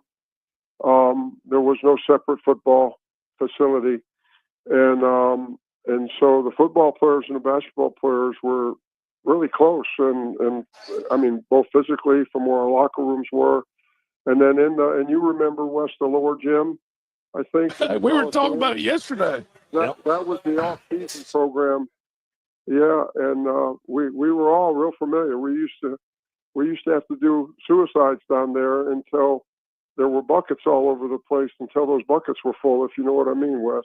Yeah. And all the basketball players were doing the same thing, and there would be pickup games. I don't know if you remember Reggie King. He was absolutely. I used to go to the games with John Mitchell. Go see him play. We would bang. We would bang under the under the basket, having a good time. Obviously, none of us could play with them, but we had fun trying to keep up. But it was a lot of fun. And I'll tell you, I've never seen the basketball program anywhere near where it's at right now. They're doing a really good job with that there, and nobody appreciates it more than us because it's really great for business too.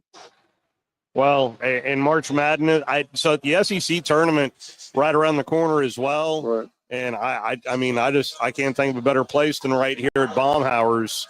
And there's plenty of games going on tonight, as you can probably hear in the background. But this is the place to be, Bob. Yeah, we just put the finishing touches And you guys will see it in the store with our Slam Dunk Special campaign we do for March Madness every year.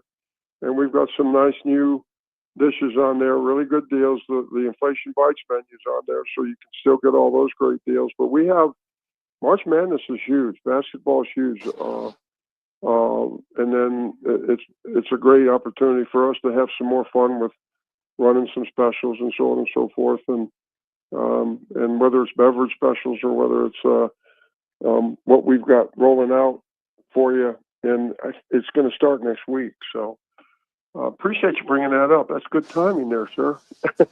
Well, it's we are actually you know your stuff, Steve.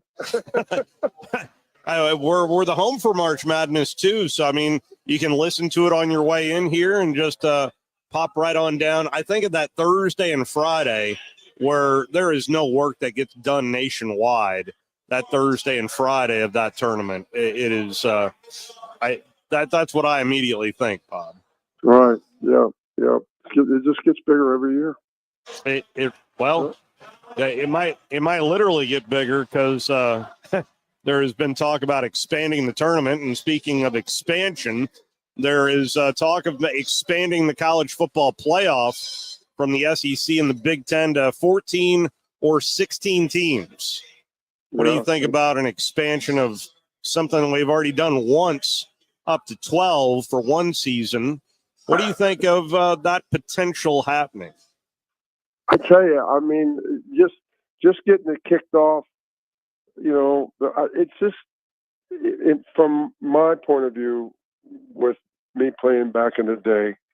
And, you know, the same thing happened in the pros with preseason. You know, that when I first started playing, there were 6 preseason, then 4. Now that's changed to 2. Same thing with the playoffs. It's amazing, and we all know why they're doing that. I mean, it just is a way to extend the game, extend the season, and people can't get enough. And I guess as long as it works, it's great. But especially when you're talking football, that's a lot of wear and tear on certain people's bodies. So it's just a question, I guess, of how long or how far they think. Yeah, I mean, how much is too much? I mean, you two played this game. How many games is too many games, Bob? Well, I will tell you, and I don't know how Wes feels about this. I can tell you, when my first few years, you know, I wanted to play every week for forever. I mean, it was something when you're young, you love the game, you want to play, and I was blessed to play, you know, for 2 teams with Alabama and Coach Bryan and the Dolphins with Coach Shula with extended seasons. But we never, I'll tell you, and I don't remember, I think it might have been about 3/4 through my career where I started having a few aches and pains that started getting to me later in the season. Especially the young folks, you don't think about it. You're glad to have next week to look forward to. And then if you're like we were at Alabama, or you're like folks were with teams like, let's just say, Philadelphia, you're just hoping that there's always next week until you get to the big one, whenever that is, and that you're able to get it done. So I don't know, in today's world, with the way these young folks think and the money that's in the game, I really don't know how they think. I can tell you that we couldn't get enough of it. I mean, I think Bob, I just think there's too many games already that these kids are playing. And when they get our age, it's going to be, think about, we played 11, 12 games, and now they're playing 16, 17. Yep. I think it's just too many. That's what I'm saying. That's the wisdom that you've got from playing the game. It's like what I was just saying. I think around 3/4, I think when I played 10 years, I think it was just 6, 7, 8 year where it started getting to me, where I started feeling, you know, the effects of the season near the end of the season. And you know, I can't imagine, I couldn't imagine now playing the way they play right now. But it just depends. And again, it depends a lot too on whether you're a starter, or it depends on what position you play. There's a lot of variables there. But if you're like what you played, offensive line or defensive line, and you're in it every day, I agree with you 100%, Wes. Well, one thing too is in the NFL, there are not many people play every down anymore. Yeah. But in college, a lot of times they try to get those guys in and out, but they don't do, certain teams, especially, you're going to play every series. Somebody just asked me that question a couple of weeks ago. I don't know if that was because of a playoff game or whatever.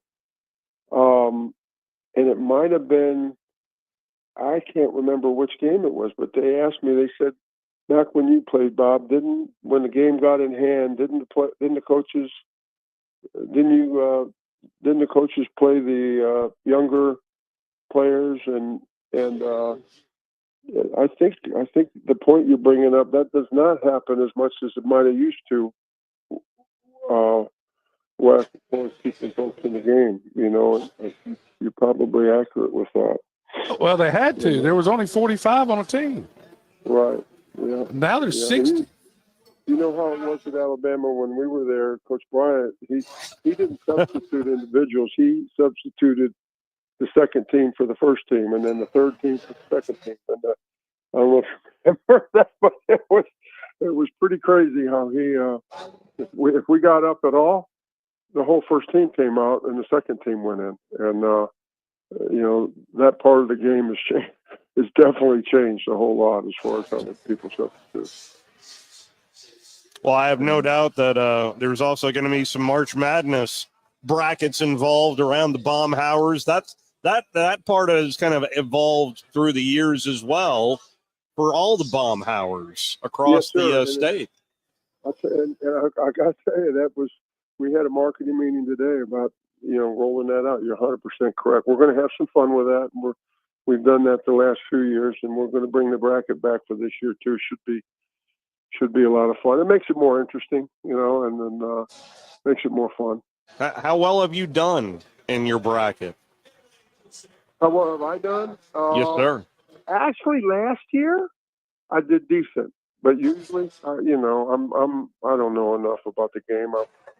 I'm picking my favorites just because of whether it's where I went to school or buddies that I got, but I did do well for some reason last year, but usually, you don't want to follow my lead, that's for sure. Well, Steve watches basketball more than anybody I know, and he's the worst ever. I'm going to enlist you, Bob. I'm going to call you and send you my bracket so that way you can help me out. Yeah, why don't you do that? I'd love that. I'm all about it. Every year I've ever been involved in a pool, there's some girl that wins every time. My wife won it one year. And she picks it by the colors. Yeah, I don't know that there's a rhyme or reason to it, that's for sure. Well, Bob, we can't thank you enough for the time. Always great to visit with you as well. And it was nice to get a shout out there from Wesley. Nice to know that the chickens are all tucked in. Taking care of them. Yeah, oh yeah. He takes care of his babies. Bob's vertically integrated now. Yeah, I hear you. Well, I tell you what, I've been talking to some folks about. I wish they all laid eggs right now. For real. Hey, if these chickens laid eggs, I'd be retiring here pretty quick. Clearly. Oh Lord, what are they now? Like 80 cents a piece? Neighbor's egg hatchery. Yeah, what are they? 80 cents a piece? There's something crazy. Yeah. You don't have chickens at your house? Yeah, Leslie, she's the best. Well, I call her the chicken whisperer. And her chickens, when she walks up that way, they go running towards her. We have about 20. And she's getting right now out of those 20 that, varies around with the season, with the temperature and all the above. But she'll get anywhere from 10 to 20 eggs a day. So she does pretty That's good. money. That's money right there. Hey, if y'all get Jackson down there and you throw enough chickens in front of him, he might start laying some eggs. Yeah, I hear you. Bob, it's always great to catch up with you, sir. Yeah, thanks for having me, y'all. Y'all have a great night. Absolutely. That's always fun to hear from the head fry cook himself. Well, we need to do something here with because you can hear March Madness right here on 97.7 ESPN Zone. We're also your home for the SEC basketball tournament, and who knows, it might turn into the SEC tournament for the NCAA tournament. There is talks of minimum 11 teams, maximum 13 teams heading into the NCAA tournament. 13 would be a record, by the way, of the most sent by any one conference in any one year. So we'll see whether or not that can get accomplished. You can accomplish a telephone call by giving us a ring at 256-576-4977, the telephone number. So something Wes mentioned yesterday, I'm going to try to see whether or not I'm going to get him to agree with Michael Wilbon. Yeah. Michael Wilbon said something today about the CFP expansion that I think Wes may actually agree with the curmudgeon old sports writer. Which one's that? He's the black guy, the older black gentleman with Tony Kornheiser on PTI.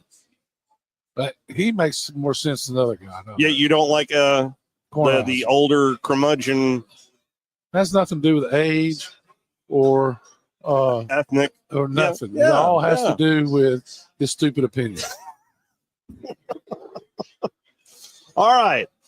We'll find out whether or not I can get him to agree with Wilbon coming up on the other side as we're live here from Baumhower's Victory Grille.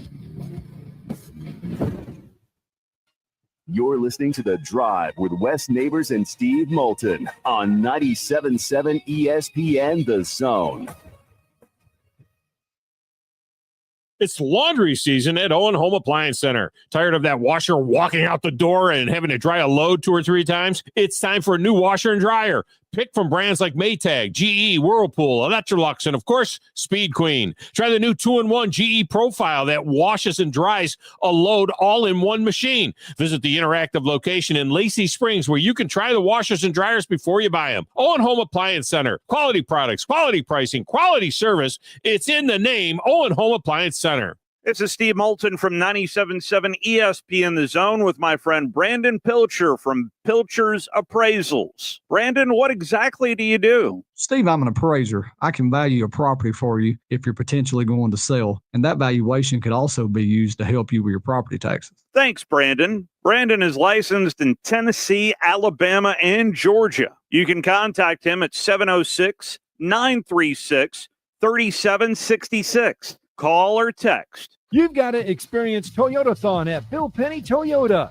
They've got the selection with over 700 new Toyotas to choose from. And they've got the extras with Bill Penny perks and a 10-year unlimited warranty. So get on over to Bill Penny Toyota today and experience Toyotathon. Bill Penny Toyota in Huntsville and online at BillPennyToyota.com. Bill Penny's Toyota 10-year unlimited warranty is valid through the 10th year of ownership. Valid on new vehicles only. See dealer for details. Eagle Masonry and Installation. It's right there in the name. Eagle is your one-stop shop for block, stone, or brickwork, monument signs, and outdoor kitchens and fireplaces. Eagle also offers the finest craftsmanship and insulation, including fiberglass or spray foam insulation, and of course, insulation removal. Philip Love and his team have years of experience, bringing the region the best in masonry and insulation services. For more information and a quote, visit insulatewitheagle.com or call 256-755-1556. Eagle saves you time. Eagle saves you money.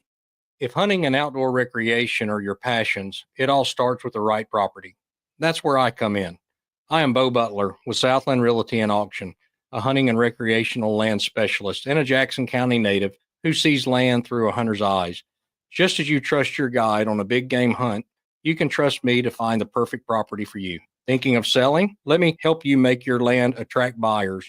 Remember, Bo knows land. Call me at 256-609-0512. Normally, when you call a roofing company, all you hear is you need a new roof, not when you call Fleming Roofing and Restoration. Since 1965, the folks at Fleming have been focused on what you need, whether it's an easy repair or a full roof replacement, commercial or residential. And when it comes to storm damage, you want Fleming on your side. They know all the ins and outs of insurance claims and will guide you through the entire process. Log on FlemingHSV.com and book your free estimate today. Fleming Roofing and Restoration. We show up. Specializing in simple and affordable rentals, McCurry Van and Car Rental can make sure you have just the right vehicle for your next family vacation, weekend getaway, or if you just need transportation while your vehicle is being repaired. McCurry carries Ford Transit vans and Mercedes Sprinter vans, trucks and work vans, and more. And they offer discounted rental rates for long-term rentals. Now with 4 locations: Athens, Muscle Shoals, Coleman, and Huntsville. Log on McCurryRentals.com to make your reservation now. That's McCurryRentals.com. We cover all the SEC schools, including Western Union and Venmo. I want money. You know, 97.7 ESPN The Zone.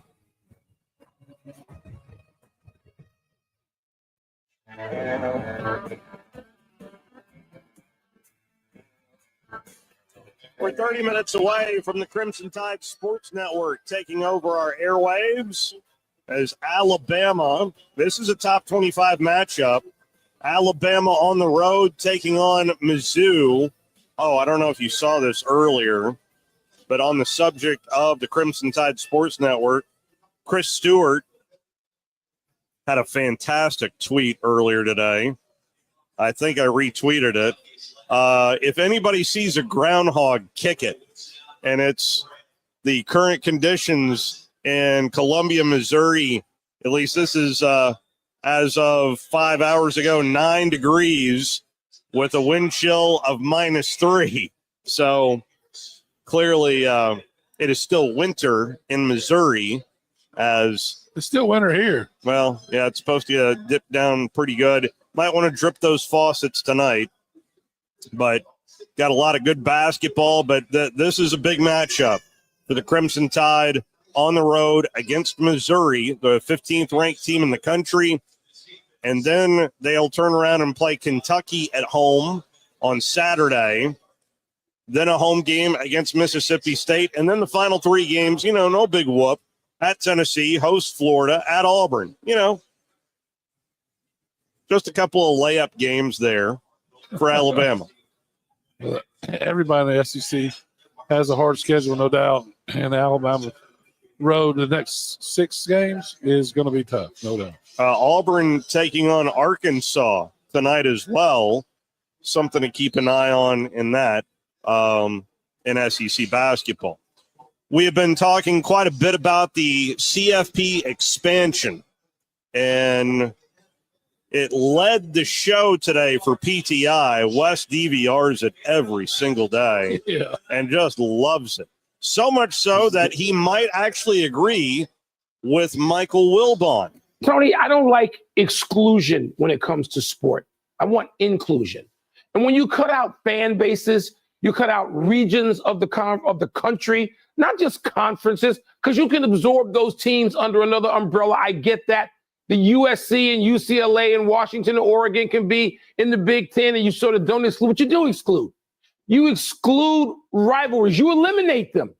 You chop down when you do this. A big part of what college football really is. And I find it loathsome. So I'm not going to deal with whether it's deserved. I don't know. It distracts in a major way from college football to me.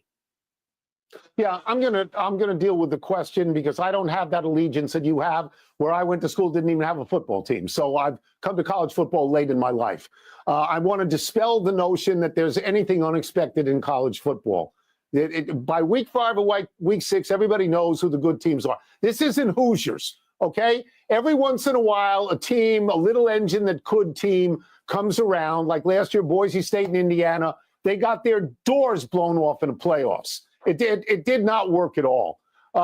In terms of whether or not the SEC and the Big Ten should get all these seats at the table, let's look back at the Final Four in this most recent season. So there's Penn State, there's Ohio State, there's Texas, and there's Notre Dame. There's 3 teams from these big conferences, and Notre Dame, which would be, as you well know, the number one draft choice for each of those conferences, if Notre Dame ever said, we're in full time, we're going to go full time with a conference. So I don't mind it. I think it's a reasonable thing to do.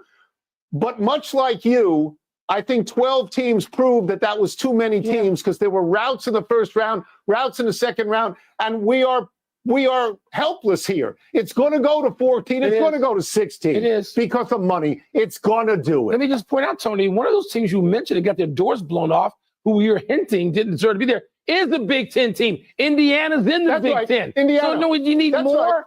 Right. More is not better necessarily. That was Tony Kornheiser. That I agree. You agreed more with Mr. Tony than you did with Wilbin? Yeah. I mean, you give a blind hog can find an acorn every now and again. He admits he didn't start watching till he's late, till they started paying him. Well, he went to Binghamton. And there you go. So he went to Binghamton. I guarantee you he's never touched the football. He's probably touched a football. No. I'm going to say he's probably touched a football. No. He's never thrown one. He might have touched one like was laying on there to maybe buy. Yeah. No. Never got into a coaching like Sam White. So, flicking a booger. I was talking about my friends from Penn State. I don't know where Tony Kornheiser is from. Is he from Pennsylvania? No, he's from New York. Because he sounds just like my buddy. Does he really? I mean, if you close your eyes, it sounds just like he talks just like. That's of course, he wild. does live in New York now, so maybe I think he's up. DC No, area. I'm talking about. Your my guy. buddy. Your guy. Yeah, he's from Pennsylvania, but he lives in New Jersey. Tony Kornheiser, doppelganger, voice-wise. Yes, exactly. They sound like I've never noticed it till today, to just now. Yeah.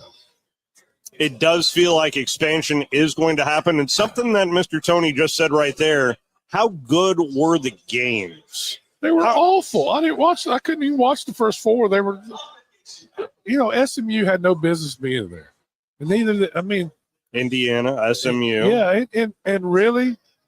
So should we be taking a closer look at who's on the committee rather than this part of the equation of the SEC and the Big Ten? To me, strength of schedule has to matter. And listen, Alabama probably would have laid the egg going up there. Maybe considering not. how they played in their last three games, it's hard to. But there were a lot of people that didn't play that would have played as well in the last game. Maybe they do better. I don't know, but Michigan wasn't fully loaded either, by the way. Well, they weren't fully loaded as well. Yeah, there's no doubt, and it was a close game. 4 turnovers, you're not going to beat anybody. No. But that all being said, I didn't think a 3-loss team deserved to get in, but they just happened to be better. I thought they deserved to get in more than the teams that did because they didn't play anybody. So I don't think there should have. I thought 12 was too many. I said that. I thought the 8 is the right number. 8 is the ones that deserve. The problem is they can't with the current what's going on. Can't reel it back. They can't because they can't afford to. They need the money. This is all because they have to have the money. It's a have to. You can hear it in their voice. You can hear it in the SEC commissioner's voice. Yeah, they are stressed because of what's coming down the pipe, and somewhere something's going to have to give, and we'll see what it is. And there might be 32 teams in the playoff, but my inclination is that you will start seeing some ramifications from the changes in the coming years. And we saw a little bit in the numbers going down in the national championship game the last 2 years. That's right. So, by the way, the national championship game next year, this year was on January 20th. Next year, January 25th is the national championship game. 5 days later. Yeah, I think that slowly that all the things going on, they will lose some fans. I think they've already lost a decent number. Well, I think that the interest waned because it went on too long. That's my opinion. And then the games were so bad at the beginning. I thought the games were the last 4 games in the last game they were well played. And I didn't watch a lot of the national championship game because I was on the road, but I did watch the highlights and Notre Dame made that a bit more competitive than I thought it was going to be. Yeah, they were fight. They were really never close in the game. No, they just made a 2-score game. Yeah. I think it was. Yeah, in the but fourth quarter. it looked like it was going to be a total blowout. Truthfully, Texas should have won. Texas had the best team, in my humble opinion. If they got to get somebody tougher if they're ever going to win anything. You get the ball on the 1-yard line and it ends up for the touchdown for the other team. There's just no excuse for that. There isn't. I mean, you got Manning over there with a big quarterback, and they got the tush push and it's legal. You basically can carry him in the end zone. What are you doing? It's a no-brainer what you do. No-brainer. Sark blew that, no question. We'll see what happens. Of course, everybody's looking Texas's way this year already with some guy named Manning. Yeah, they're going to be good because it's not just Manning; it's everything around. They'll have all the pieces, and then it becomes which games you win, who you end up playing. They got to go to Georgia. They have some tough games this year. One of their tough games last year was at home. So, but they're still scheduled. I think the schedule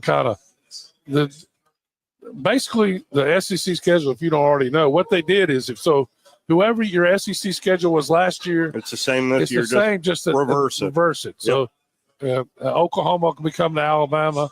Ole Miss will be going to Oklahoma. That's right. I mean, and Georgia schedule will be easier because some of the harder games will be at home.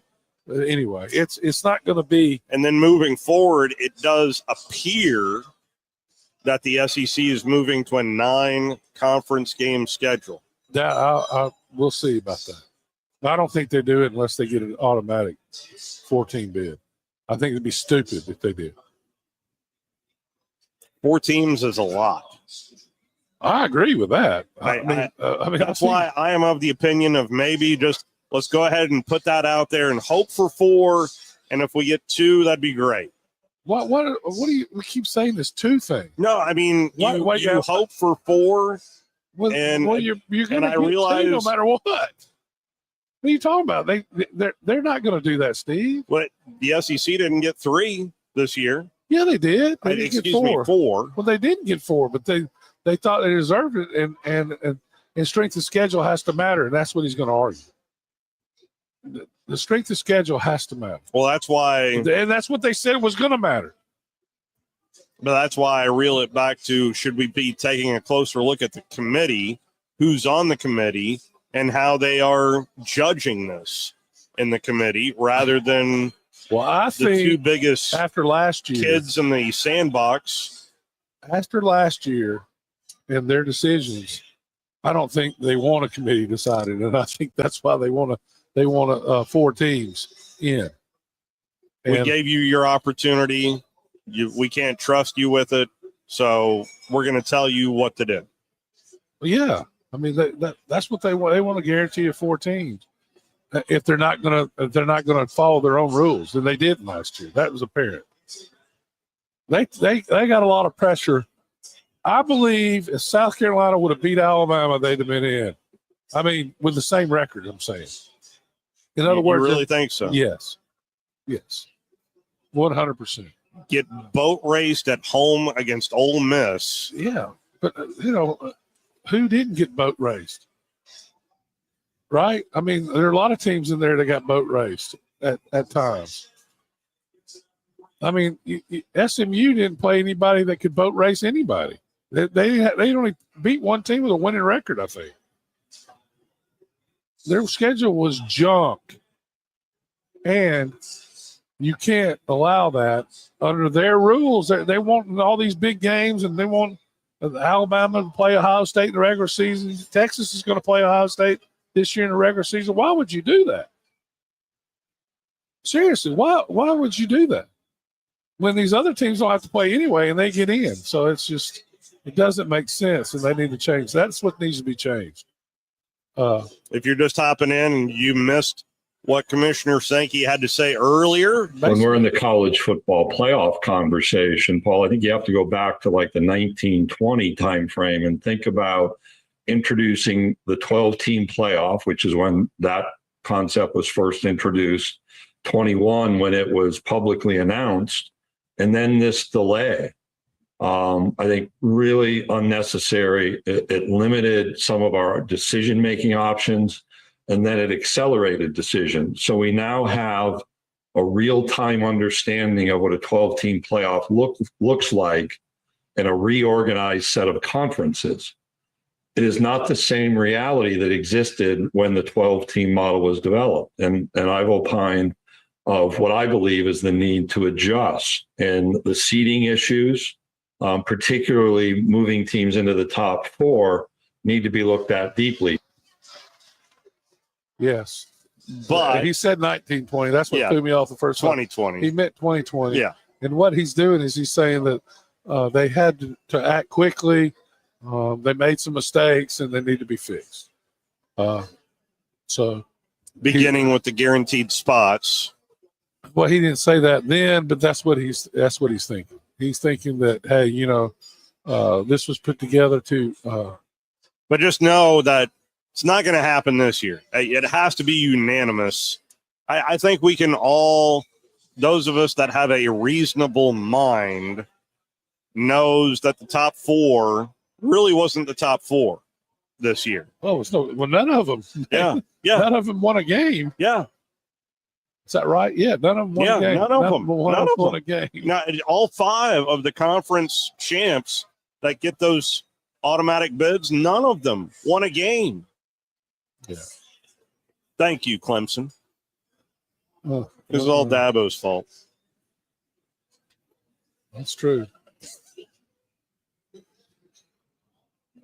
I thought Clemson played Texas well, though. They Dabo's a good coach. You can say what you want. I think he's made some mistakes with the NIL trying to fight it, but I get what he was trying to do, and I think he's adjusting. So, but I know a lot of things of what he's done as a person. There probably isn't. To me, him and Coach Saban are two of the best people that have done so much for other people and do it, and nobody knows about it. And I know several circumstances where Dabo Swinney's taking money out of his own pocket to pay staff and to pay former Alabama players that he didn't even play with that have had medical problems. Mark Richt did a lot of that too. Yeah, and Coach Saban did it as well. Does it as well. Anyway, still does it. So these guys are stalwarts of their community, and they deserve to be praised, not just for what they did in football, but what they've done outside of football. And they're surrounding themselves with really good people as well, and that's the key thing. And Coach Saban had the best assistant coach ever in Miss Terry. So let's go ahead and take our final time out. Get you ready for some high school basketball tomorrow morning. Oh, yeah, it's happening. Get ready. Hoover and Huntsville squaring off. We'll dive into it next. You're listening to The Drive with Wes Neighbors and Steve Moulton on 97.7 ESPN The Zone. The state's largest orthopedic group is growing to meet the needs of the patients in our community. The Orthopedic Center has long been the most trusted name in orthopedics in North Alabama. So as our area continues on the fast track, so does the need for premier orthopedic care anywhere and anytime you need it. TOC is proud to announce the opening of our new locations in Albertville and Hampton Cove, along with the grand opening of our newest office in Decatur. These clinics will offer the same high-quality orthopedic care you have come to associate with TOC, with the convenience of being closer to home. As a patient, your time is your most precious asset, and we recognize that at TOC. That's why we are also proud to announce the opening of our urgent ortho clinics to handle those bumps and bruises that need prompt attention. These clinics are available to care for acute orthopedic injuries with no appointment necessary. With 38 physicians, 20 centers of excellence, and now more than a dozen locations to serve you, TOC will continue to be the name you turn to for the best orthopedic care at the right time. Visit our website at visittoc.com for more information. TOC, helping you live a better life. Are you tired of chasing a roofing contractor to show up on time or even show up at all? I'm Sam Fleming with Fleming Roofing and Restoration. Our motto at Fleming Roofing is we show up. Our goal at Fleming Roofing is to provide the reliable customer service that you deserve, and we have the resources to meet all of your roofing needs: residential, commercial, industrial, replacement, or repairs. We are manufacturer certified for roof coatings, single-ply membranes, and asphalt shingles. Whenever you need a roofing professional you can count on, call Fleming Roofing and Restoration. We are committed to finding the solution that meets your needs. We don't have quotas or heavy-handed sales tactics. Fleming Roofing. We have expert experience. We show up. Free estimates. Residential, commercial, industrial, replacement, or repairs. Check us out at FlemingHSV.com. FlemingHSV.com. When you need a quick response, it's Fleming Roofing and Restoration. We show up. Hey folks, this is Arthur Seaton, managing partner at University Kia, proudly saying Roll Tide and War Eagle. Stop into University Kia today and shop one of the area's largest selection of new Kias, including Fortes, Seltos, Telluride, and Popular Carnival, and fully electric EV6. View all the great specials at universitykia.com and get pre-approved in minutes so you can drive home your new Kia you really want, because we want to see you in a University Kia. I'm here with Stan McDonald of Jacob Title. Stan, I've heard that every real estate closing at Jacob Title is a very big deal. Why is that? Wes, I'm reminded of a very impactful statement that I heard from Coach Gene Stallings years ago when he talked about big games and little games. He said he didn't like that comparison. He says, because try losing one of those little games. And if you ever do, it ends up being the biggest game all year long. Well, it's the same thing with real estate closings. Every game, every closing is a very big deal at Jacob Title. Because when it's your closing and your contract on the line, it's a very big deal, and we understand that at Jacob Title. So it sounds like whether your client is a first-time residential buyer or a multi-million-dollar investor, they can expect your A game. That's exactly right. As a matter of fact, when you bring your real estate closing to us at Jacob Title, we understand it's all about trust and confidence. And when Stan McDonald tells you that a chicken dips snuff, you can look under his wing for the box. And like Beebs likes to say, there's no doubt about it. From the Fox 54 Weather Center, I'm meteorologist Emily Owen. Low temperatures are expected to fall into the mid and upper teens for this Wednesday night. Expect to sit under a mostly cloudy sky. Heading into our Thursday, mostly cloudy start, gradually becoming mostly sunny by the afternoon. High temperatures warming into the mid and upper 20s for the afternoon. We'll keep wind gusts as high as 25 miles per hour, a possibility throughout the day as well. I'm Fox 54 meteorologist Emily Owen on your home for ESPN Radio 97.7 ESPN. The Zone. We are your home for March Madness. Fires it up with the horn. No! For a second straight year, Ivy Madness has come to March Madness. Yale upsets Auburn, and Yale is on to the second round. We are 97.7 ESPN The Zone.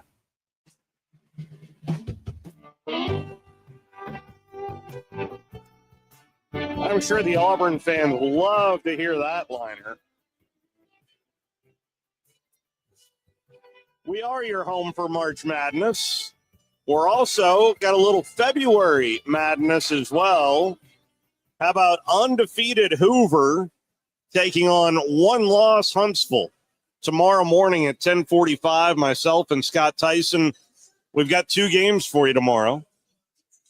It's going to be a long day for yours truly, but a productive day as we will start out, leave the what are we calling the brand new building? I mean, it's not. It is certainly the plush tower. I mean, I have no idea. The Crystal Palace. We're gonna. Thank you. The Crystal Palace. The Crystal Palace. Fortress of Solitude. Well, we're going to leave the Fortress of Solitude after the first segment of the morning show.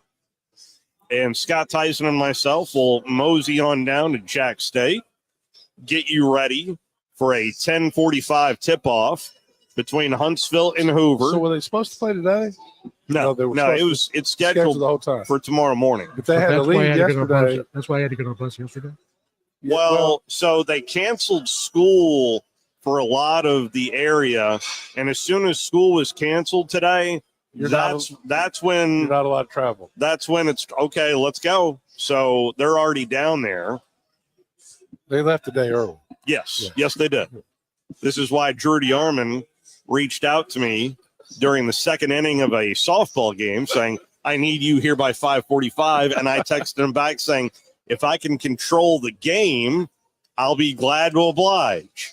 But I was to there his by credit, 5:40. he didn't walk out the moment you got here. That's true because you two were talking to Richard Hendricks, and that was a great conversation. Yeah, I enjoyed that very much. I thought Steve Shaw was very interesting. And I like what he had to say today. Yeah, well, he's really good. I mean, we give him a hard time, or I give him a hard time. And Yeah. he was in school when I was there. Anyway, he's just a good guy. And I think this, and I've said this on the air, that I think the Southeastern Conference Misses him. No question.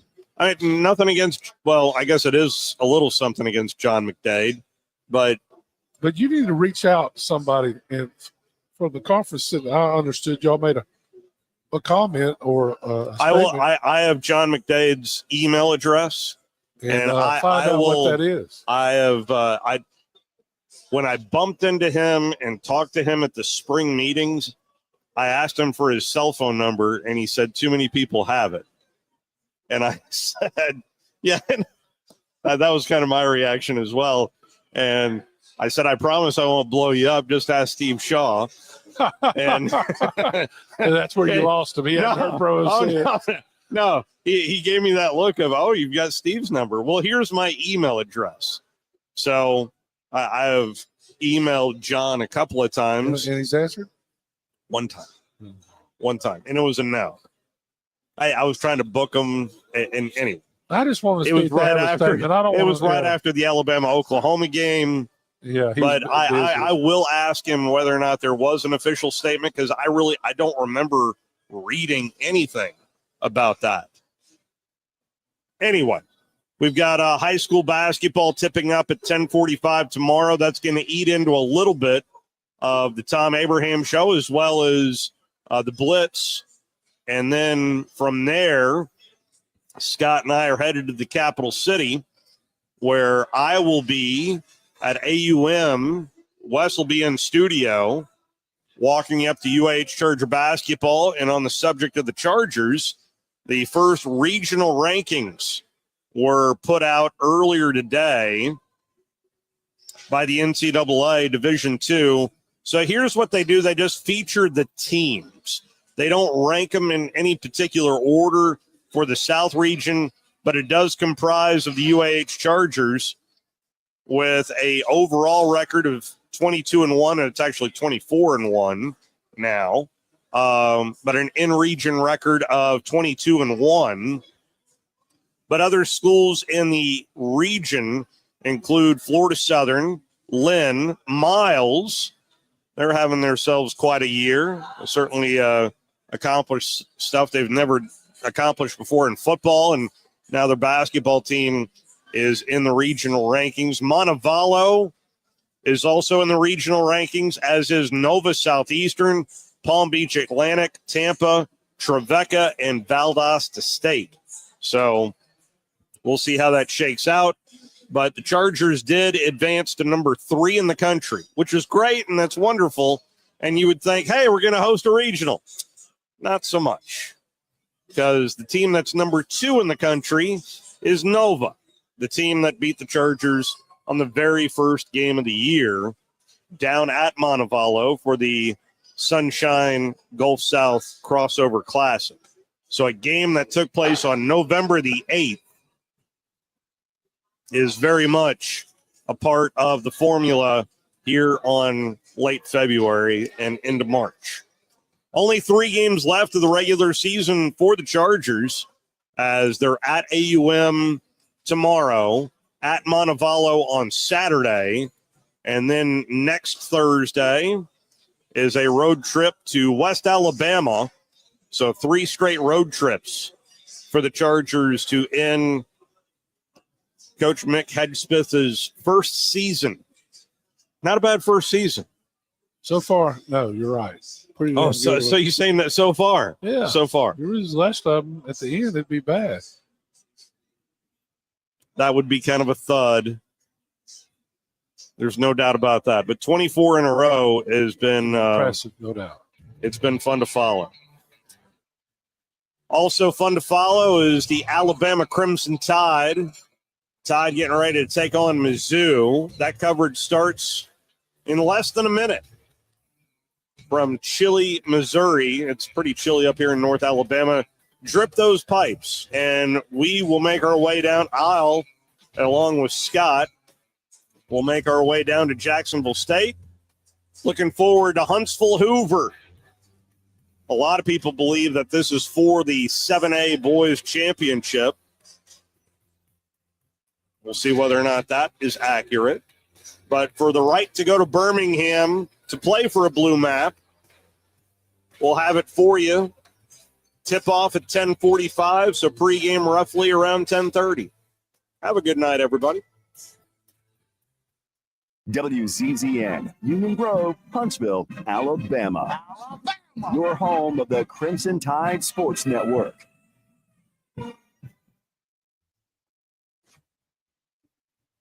Roll Tide.